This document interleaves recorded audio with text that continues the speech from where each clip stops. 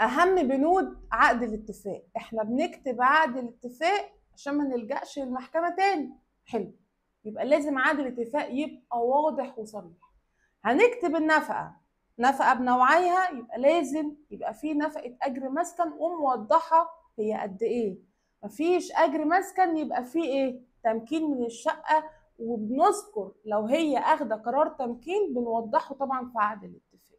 طيب القايمة لو هي هتاخدها تمام، لو هي هتاخد فلوس بنوضح ده، لو هي هتاخدها وتقعد بيها في الشقة برضو تمام. طيب المصروفات المدرسية لازم نوضح النوع التعليمي الطفل هيدخله، ونوضح ان الاب مسؤول عن المصروفات الدراسية. المصروفات العلاجية لو الاب عنده تأمين بنوضح ان هو مأمن على الصغير، وان هي استلمت كارت العلاج والاب هيقوم بتجديده كل سنة على حسب طبعا نظام الشركة.